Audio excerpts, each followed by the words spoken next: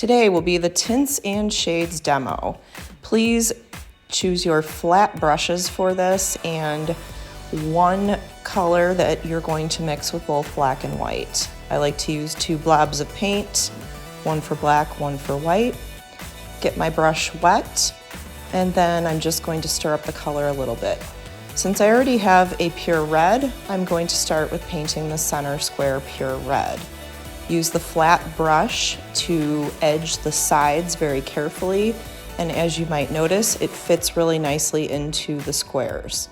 Make sure that you are applying an even amount of paint and also smoothing out your brush strokes as you work. If it helps, you can turn the worksheet to make it more comfortable for you to paint.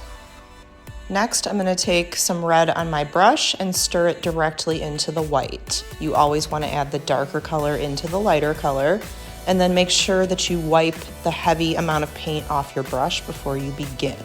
Otherwise, you're going to have a hard time staying neat and clean. Paint the very furthest tint square that is all the way on the end of the value scale. This will be your lightest tint.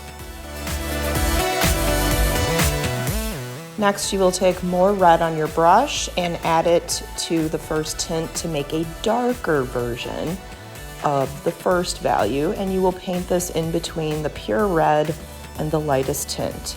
You just need to make sure that you can see a clear, obvious difference between your values. Next, you'll take a very clean brush and add black into the red that you haven't used yet. You're not going to need a ton of black to darken it, but black is darker than red, which is why you put black on the brush first.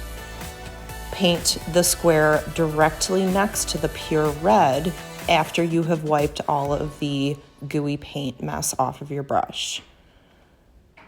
You'll notice this is just slightly different. And next you will be adding more black to darken the color further and paint the final square of the value scale.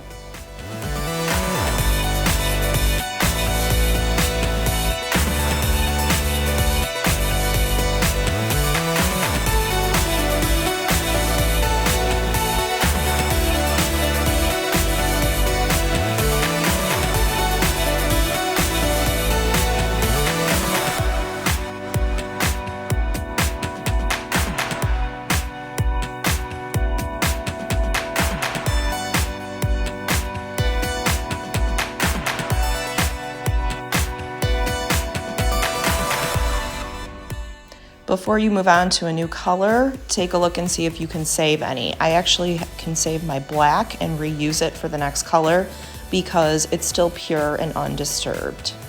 Please make sure that you take a paper towel and get all of the globs of paint out of your palette and into the garbage can. You cannot wash these down the sink as you clean up. So now you can add your yellows and another white, paint the next value scale. You'll notice you need barely any black to darken the yellow. If you think that your colors are not different enough, you can go back and repaint a square or two in order to see a nice gradual change from light into pure color and then all the way to black at the end. When you're finished, make sure that you take care to wash out your brushes carefully and keep them nice and neat and clean as you get ready for the next final painting.